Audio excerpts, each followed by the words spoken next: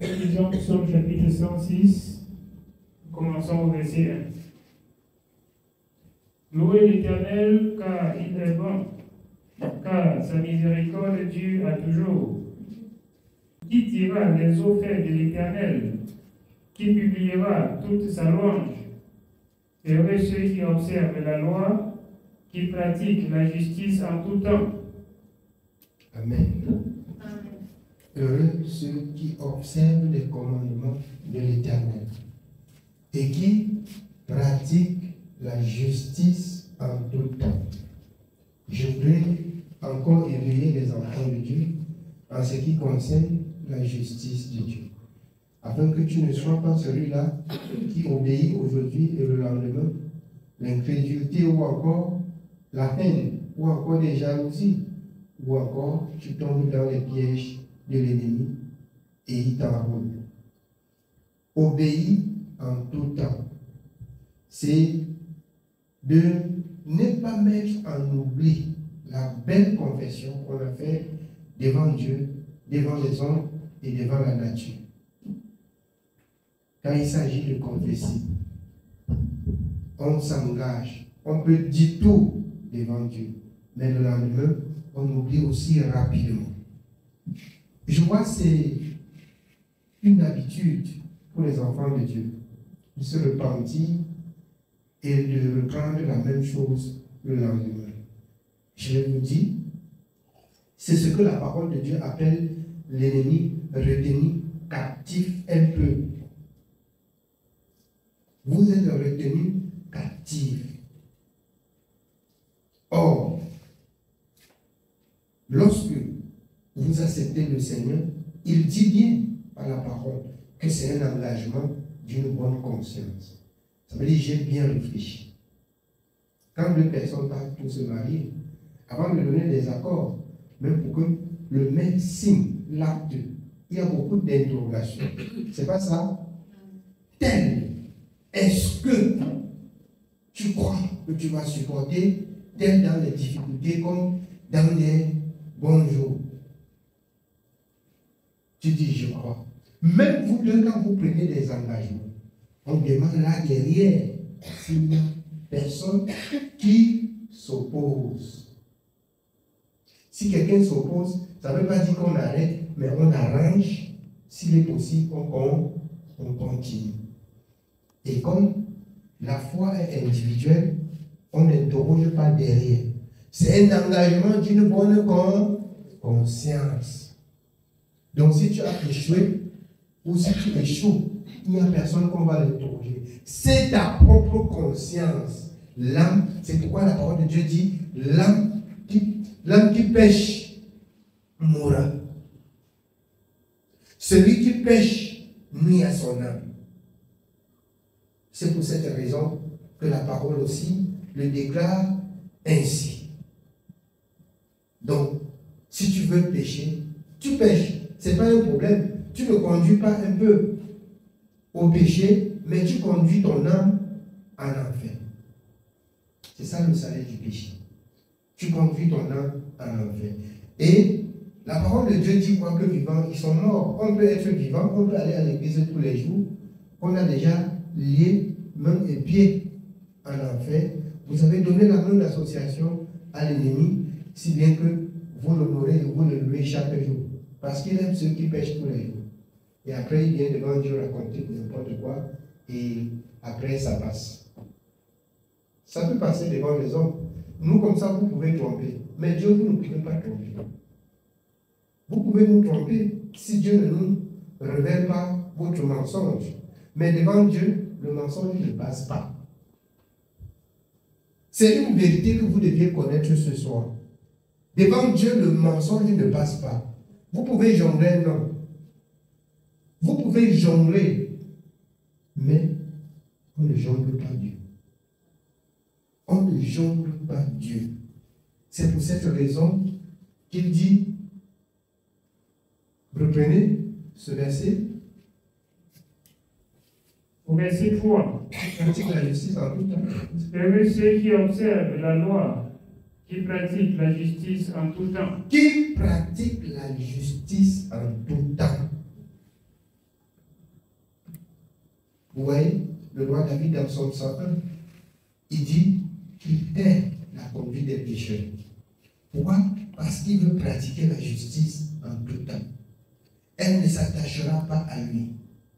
Il ne mettra au milieu de sa maison rien de mal pour irriter l'Éternel. Mais dans notre conduite, quand je parle de la nôtre, c'est le peuple de Dieu. Même quand on apprend des choses qui doivent irriter Dieu, chacun dans son couloir fait et il dit, c'est moi, ça regarde l'église. Il va mourir. Ça ne regarde pas l'église. Il va mourir. Il n'y a pas de problème. Chacun a son jugement devant Dieu. Et sachez-le bien même, que tout ce que Dieu dit au travers de la parole, et vous prenez, vous jetez à l'arrière, c'est compté, c'est noté, selon la parole de Dieu dans Malachie. Lorsque vous prenez des engagements, un livre de souvenirs s'ouvre. Dieu, par sa parole d'une ou d'une autre manière, par le Saint-Esprit, parle à son peuple. Et malheur, comme il dit, si vous entendez sa voix, vous endurcissez encore le cœur. Malheur, car vous payerez le prix. Il y a beaucoup d'enfants de Dieu qui chevauchent encore. Ils partent ça et là. Et on attire même l'attention sur ce qui est mal. On lance la main, on murmure, on malparle. Est-ce que ça vous regarde? Nous avons un regard sur vous parce que nous rendons compte à l'Éternel. Mais notre regard consiste à reformer vos voix par la parole et non par la force. Si nous reformons vos voix par la parole et que vous n'acceptez pas, ça retombe, votre sang retombe sur votre tête. C'est écrit dans Ézéchiel. Nous veillons pour reformer vos voix par la parole. Vous donnez des grandes directives afin que si vous voulez, vous croyez, si vous voulez, vous jetez après vous. Ça vous engage.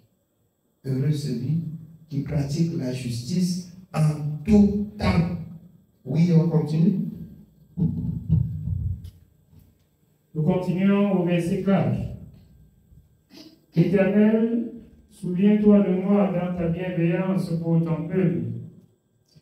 Souviens-toi de moi en lui accordant ton secours, afin que je voie le bonheur de tes élus, que je me réjouisse de la joie de ton peuple et que je me glorifie de ton héritage. Nous avons péché comme nos pères, nous avons commis l'iniquité, nous avons fait le mal. Alors ici, il est question de savoir que l'homme de Dieu regarde, il voit le peuple de Dieu, il médite, il voit le passé de nos parents. Il dit, nous avons failli aussi, nous avons péché. Il est bon de servir Dieu en reconnaissant ses erreurs et non se reprendre. L'erreur n'est pas le péché pratiqué sciemment. Parce que le péché pratiqué sciemment reste à savoir si entre vous et Dieu, Dieu peut pardonner. Mais l'ignorance, Dieu pardonne l'ignorance. Mais si vous avez reçu la connaissance et vous voulez jouer à l'ignorant, Dieu aussi sait. Nous, on ne peut pas connaître, mais Dieu sait. Celui qui voudrait servir Dieu doit regarder le passé, ce que ses parents ont enduré, à savoir Abraham, Isaac et Jacob dans le service, où l'Éternel a repris certains peuples. Tu dois savoir que ici, Dieu a repris parce qu'ils avaient fait ainsi et moi je ne ferai jamais ça. Dieu a approuvé ici et voici comment je vais me conduire. C'est pour cette raison que la parole, par l'apôtre Paul, il nous recommande de servir en imitant la voie de nos prédécesseurs, ceux qui ont servi avant nous, dont les noms sont mentionnés dans le livre de la vérité. Nous regardons aujourd'hui à qui? Nous regardons à qui? Chacun fait ce qu'il veut. Ce que tu fais comme tu veux, tu rendras compte, comme Dieu dit. Oui, bien aimé, on continue. Nous continuons au verset 7. Nos pères en Égypte ne furent pas attentifs à tes miracles. Ils ne se rappelèrent pas la multitude de tes grâces qui furent rebelles près de la mer Rouge. Alors, nos pères, nos parents, tu as manifesté beaucoup de signes, de prodiges et de miracles. Mais ça ne leur a rien dit. C'est pour cette raison que dans 1 Corinthiens 10, l'apôtre Paul fait mention de ceux-là qui ont reçu la grâce. Ils ont été baptisés, ils ont pris le repas du Seigneur, ils ont accompli tout ce qui est recommandé dans la parole, mais la plupart ne furent point agréables à Dieu, puisqu'ils sont morts dans le désert comme punis par Dieu. Comme punis par Dieu. Quand vous lisez le livre de Jude, Jude parle de la même façon. Les apôtres parlent de la même façon. Pour attirer ainsi notre attention. Pour attirer notre attention. Quand vous entendez comme ça, le cœur gonfle. Le cœur gonfle. Quelle est cette église qu'on vient tous les jours frustrer les gens? Ne vient plus. Ne vient plus. Que tu viens ou que tu ne viens pas, une seule chose, tu as entendu, tu rendras compte à l'Éternel. Tu fuis pour chercher la l'eau, on va te soutenir dans le péché. Tu vas nager dans le péché. Tu vas bien nager, on va bien te soutenir. Mais devant Dieu, tu payeras le prix. Tu payeras le prix. Je préfère là où on va me reprendre chaque jour pour me conduire à la vie. Je préfère où on va me reprendre durement pour me conduire à la vie. Quand on disait à l'école qu'un maître est tellement sévère, on voit le résultat sur ses élèves. C'est pas ça? On voit le résultat sur ses élèves. On parle comme ça, on rapporte aux parents. Le parent dit que, mais il est beaucoup sévère comme ça, mais ses élèves passent beaucoup. Donc, en conclusion, mon enfant supporte.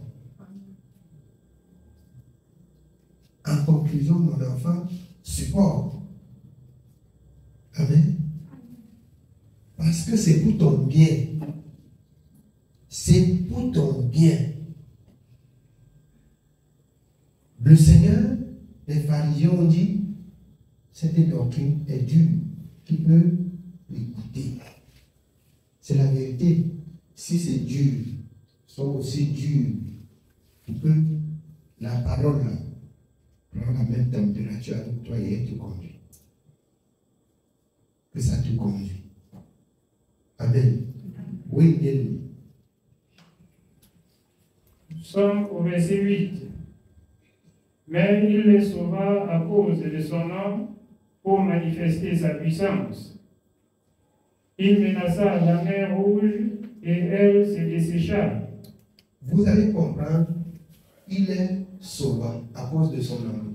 Il a menacé la mer Rouge, il a fait sécher la mer Rouge.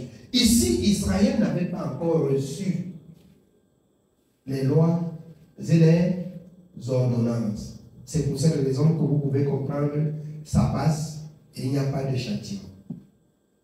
Dieu a manifesté sa bonté. C'est quand il traverse la mer, on disait, Dieu dit, asseyez-vous. Je suis Dieu. Comme je vous amène là, voilà comment vous allez marcher. Voilà comment vous allez me suivre. Voilà comment vous allez me servir.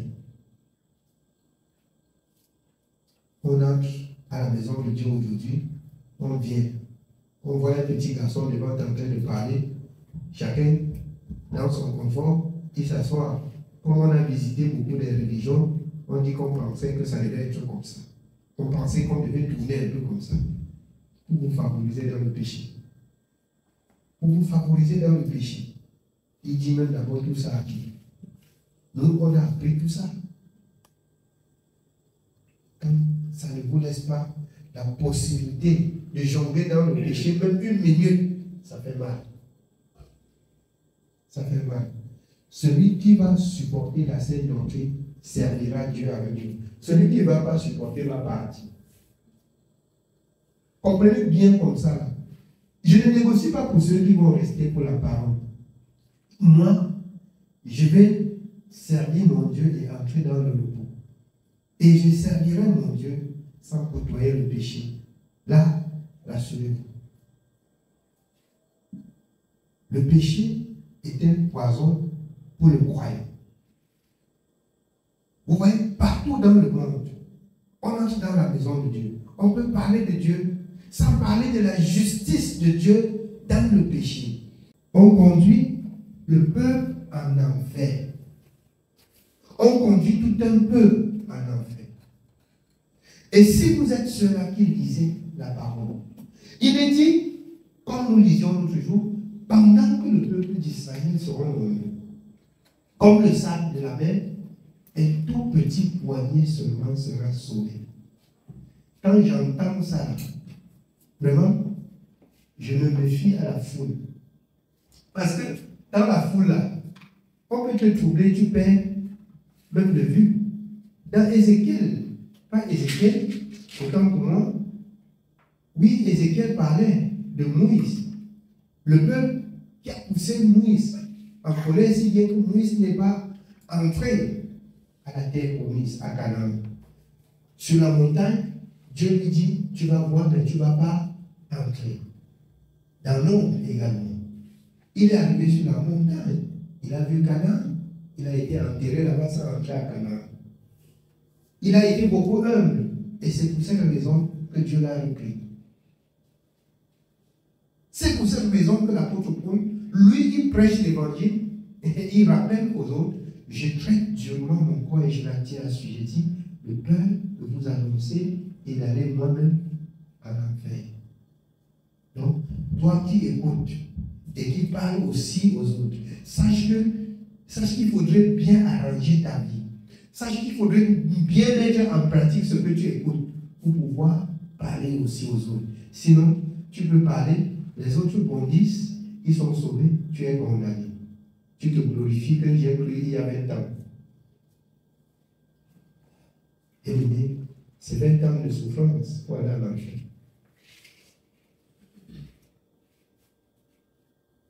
Pratiquons la justice en tout temps. En tout temps. De grâce, je nous exhorte. Réfléchissons avant de parler. Ne parlons plus avant de réfléchir. N'agissons plus avant de réfléchir. Là, nous allons éviter de prendre beaucoup d'engagement avant de regretter. Je vous le dis, il y a de cela quelques jours, une bien-aimée à Badjob, elle m'appelle. Oh, mon papa a dit que je n'ai pas préparé pour la réunion, j'ai accepté avant de refuser. Je dis, mais comment? Dans la parole de Dieu, il y a oui, oui, oui. Il y a non, non, non. Il n'y a pas de oui, non. C'est pas ça. Tu as cherché des troubles. Et quand elle n'est pas partie, alors le grand frère a dit, comme tu travailles, tu laves, tu fais le ménage à l'école. Il t'annule ça, sors. Même dans ma maison que tu habites là, sors. Je lui ai dit, on n'achète pas la foi de quelqu'un. Que le Seigneur use de miséricorde et de compassion pour toi. Tout ce qui est pour toi, que le Seigneur te donne de savoir comment gérer ce qui est pour toi, laisse-lui ces choses. C'est tout. Je ne perdrai jamais ma foi parce qu'on m'a donné le travail. C'est pas ça. Il y a un travail qu'on peut acheter votre âme avec. On peut vendre votre âme avec. Et c'est ici ceux qui se prosternent devant l'ennemi pour avoir ce qu'ils vont manger et ils renient Dieu. Ils renient Dieu. Si déjà le travail est conditionné, ce n'est pas pour les enfants de Dieu. Ce que Dieu donne n'est pas conditionné. Mais c'est plus conditionné que pour le monde. Parce qu'il faut marcher dans la sainteté. Notre Dieu est saint. Et l'apôtre Pierre a dit, ceux qui vont le servir vont servir dans la sainteté. Amen. Oui, bien aimé, on continue. Nous continuons au verset 9. Il menaça la mer Rouge et elle se dessécha. Et il les fit marcher à travers les abîmes comme dans un désert. Il les sauva de la main de celui qui les haïssait. Il les délivra de la main de l'ennemi. Les eaux couvrirent leurs adversaires. Il n'en resta pas un seul. Les eaux couvrirent leurs adversaires, il n'en resta même pas un seul. Dieu a épargné son peuple et il a fait des accords avec son peuple pour marcher. Comme il dit, 2 personnes marchent-ils ensemble sans s'en être accordés? Non. Nous, on écoute la parole de Dieu comme ça. Le lendemain, tu me dis que nous ne sommes pas sur la voie. C'est ça? Et tu te recules.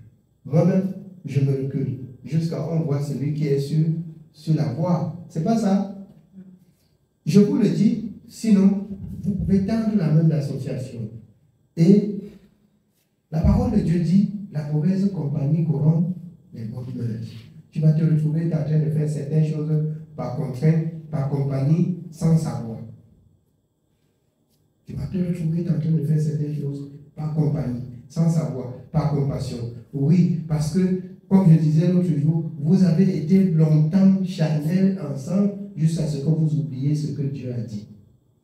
Vous oubliez, à cause de la chair, vous oubliez ce que Dieu a dit. Alors qu'il est écrit que la chair et le sang n'héritera pas le royaume des cieux. À cause de beaucoup de sentiments, vous laissez aussi ce que Dieu a dit. Oui, bien aimé, on continue. Sommes au verset 12. Et il crut à ses paroles. Ils chantaient à ses louanges. Mais ils oublièrent bientôt ses œuvres. Ils n'attendirent pas l'exécution de ses desseins. Écoutez bien, nous étions en train de chanter, non? La parole de Dieu dit, le peuple a cru à ce que Dieu a dit. Ils ont chanté des louanges. Mais après, subitement, ils ont oublié Dieu. Qu'est-ce qui arrive? On chante sa raison. On parle bien. Mais au moment où il faut mettre en pratique, il faut résister aux œuvres infructueuses des ténèbres, nous voilà dedans. Alors que Dieu a parlé, on a même chanté pour Dieu. On a chanté pour Dieu. Ils ont loué Dieu après que Dieu ait parlé, après que Dieu les a sauvés. Mais subitement, ce que Dieu a dit, c'est dur. C'est difficile. Amen. Oui, bien aimé. Ils furent saisis de convoitise dans le désert et ils tentèrent Dieu dans la solitude. Ils furent saisis de convoitise dans le désert. C'est-à-dire, ils regardent dans le monde. Ils regardent des choses. Ils aiment des choses que Dieu n'est pas là-dedans. Ils aiment des choses que Dieu n'a pas disposées pour lui. C'est ça la convoitise. Un enfant de Dieu peut avoir autant de grandes choses, mais venant de Dieu, pas pour le monde. Ne convoitez pas le monde. Ne désirez pas les choses qui sont dans le monde comme dans les gens. Mais est-ce que Dieu dit pour dire, Dieu parle pour dire qu'on ne peut pas avoir des choses ainsi qui donnent la jouissance à l'âme et à la vie? Non. Dieu voudrait que vous ayez des choses, mais personnellement qui viennent de lui et non du monde. Personnellement qui viennent de Dieu. Ce qui vient de Dieu n'a pas de trouble. Ce qui vient de Dieu apporte la paix. Ce qui vient de Dieu donne du repos. Ça ne donne pas de l'insomnie, ça ne donne pas à réfléchir, ça ne donne pas les nerfs. Ce qui vient de Dieu. Ça ne donne pas les troubles. Amen. Oui, bien aimé. Continuons au verset 15. Il leur accorda ce qu'ils demandaient, puis il envoya du dépérissement dans leur corps. Ils se montrèrent dans le camp, jaloux contre Moïse, contre Aaron, le saint de l'Éternel. La jalousie commence sur le serviteur de Dieu. La haine. Pourquoi? Il ne veut pas qu'on fasse telle chose. Il ne veut pas qu'on fasse telle chose. Attendez, il parle pour Dieu ou il parle pour lui-même? Il ne veut pas qu'on fasse telle, il ne veut pas qu'on voit Moïse, on voit Aaron, mais on ne voit plus Dieu. On ne voit plus Dieu. On voit Moïse et Aaron. S'il y a un problème, on dit que ce problème, c'est Moïse et Aaron. On ne parle plus de Dieu. Hein. Le problème à l'église ici, tout le problème là, c'est le serviteur. Tout le problème à l'église ici, c'est le serviteur. On ne voit pas que longtemps, on n'a pas fait ce que Dieu a dit. Et à cause de ce qu'on n'a pas fait ce que Dieu a dit, c'est un problème pour nous. On voit le serviteur. Tout le problème là, c'est le serviteur. Dieu dira au dernier jour si c'est le serviteur ou si c'est lui-même qui parle. Parce que si le serviteur parle, il augmente sa part sur ça, lui-même il rendra compte à Dieu. Mais s'il dit, s'il rapporte intégralement ce que Dieu a dit, il sera sauvé et vous serez troublés. Amen. Oui, bien. Nous continuons au verset 17. La terre s'ouvrit et engloutit Dathan, et elle se referma sur la troupe d'Abiram. Vous voyez, ça agit du tic au tac. Dieu montre sa colère. Pourquoi vous vous en prenez à mes serviteurs? Vous péchez. Quand il vous rappelle le souvenir de vos péchés, pour que vous vous repentez, vous vous en prenez à eux. C'est pourquoi la terre. La signification, c'est quoi? C'est un châtiment. C'est une détresse. Quand on vous dit la vérité, vous vous retournez vers le mensonge pour vous murmurer contre le nom de Dieu. Ce qui va arriver, ce que vous allez supporter. Oui, bien aimé. Le feu embrasa leur troupe. La flamme consuma les méchants. Ils firent un veau en Horeb. Ils se prosternèrent devant une image de fonte. Ils échangèrent leur gloire contre la figure d'un bœuf qui mangeait l'herbe. Vous voyez, comme Dieu s'est fâché, l'absence de Dieu, il se tourne vers les idoles.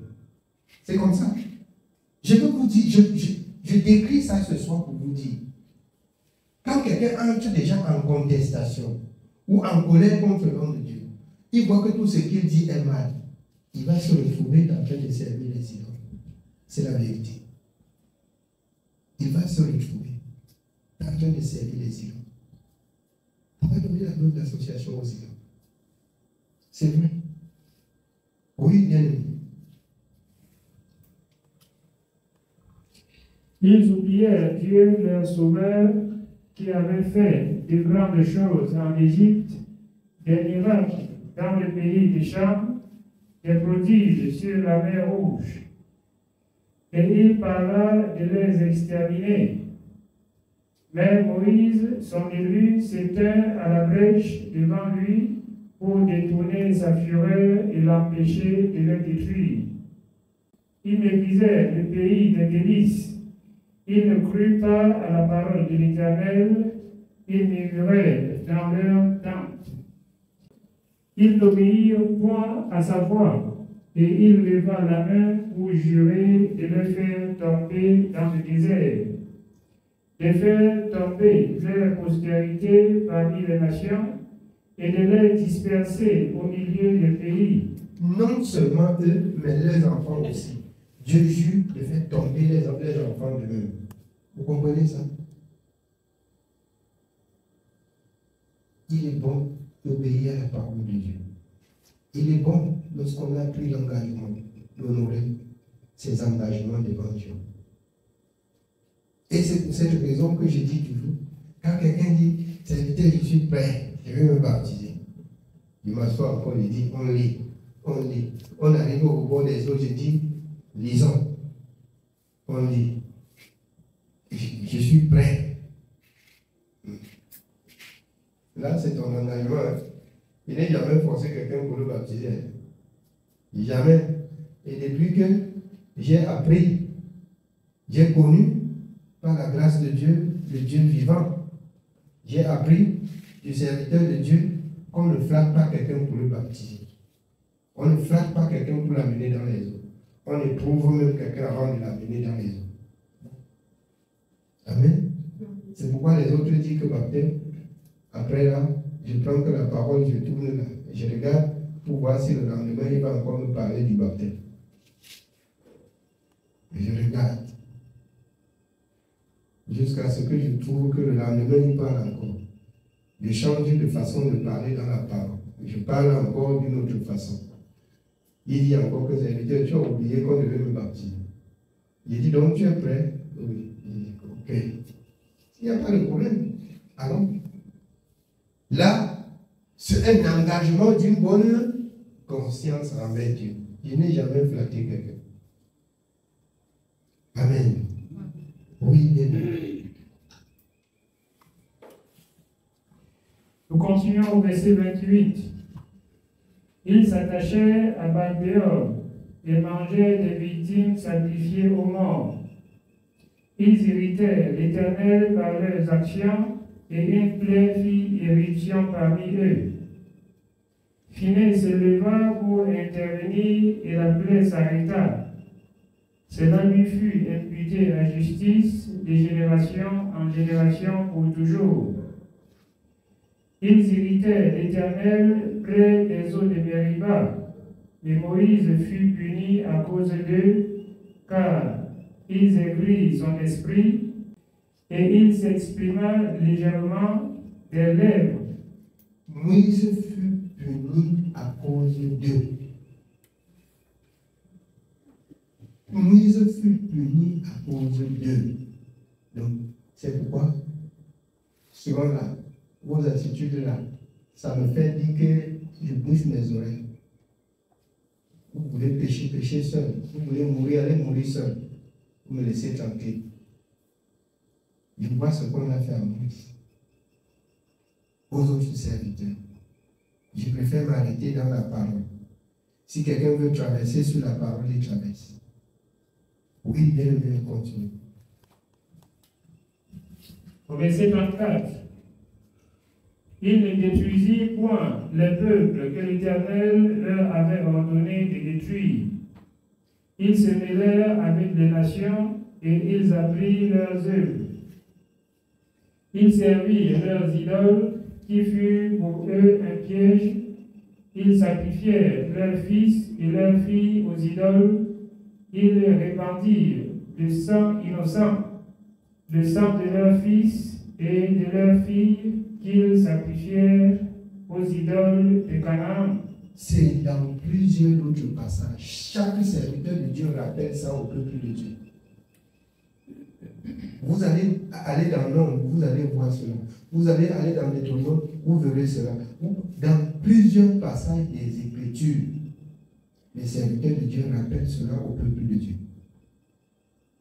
À cause du peuple de Dieu, le peuple de Dieu a fait Moïse n'est pas entré à Canaan et c'était même au prix, si Dieu n'était avec lui, de perdre son salut. Amen. Oui, bien aimé. Et le pays fut profané par des meurtres. Ils se souillaient par leurs œuvres, ils se prostituaient par leurs actions. La colère de l'Éternel s'enflamma contre son peuple, et il prit en horreur son héritage. Il les livra entre les mains des nations. Ceux qui les haïssaient dominèrent sur eux. Leurs ennemis les opprimèrent, et ils furent humiliés sous leur puissance.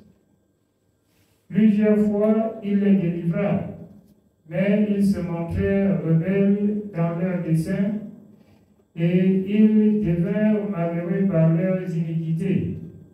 Dieu leur délivra plusieurs fois et ils retournaient toujours. Ils sont restés malheureux par leur mauvaise conduite. Vous comprenez que si on vous reprend aujourd'hui, demain vous péchez, vous imitez quelqu'un, ceux-ci-là, vos parents rebelles, comme a dit, alors l'homme de Dieu Jean-Baptiste, vous servez votre père, il pêche dès le commencement. Vous imitez quelqu'un. Oui, bien aimé.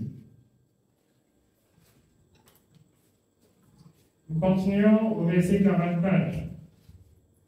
Il vit leur détresse lorsqu'il entendit leurs supplications. Il se souvint en leur faveur de son alliance. Il eut pitié selon sa grande bonté et il excita pour eux la compassion de tous ceux qui les retenaient captifs. Sauve-nous, Éternel notre Dieu, et rassemble-nous du milieu des nations, afin que nous célébrons ton saint nom et que nous mettions notre gloire à te louer. Béni soit l'Éternel, le Dieu d'Israël, d'éternité en éternité. Et que tout le peuple dise Amen. Louez l'Éternel. Amen. Que Dieu soit béni. Pour ceux qui louent l'Éternel, ils louent l'Éternel dans l'obéissance, dans la crainte continuelle. Une crainte sans fin. On craint et on persévère dans la crainte. Amen. Que Dieu soit béni. C'est tout pour ce soir.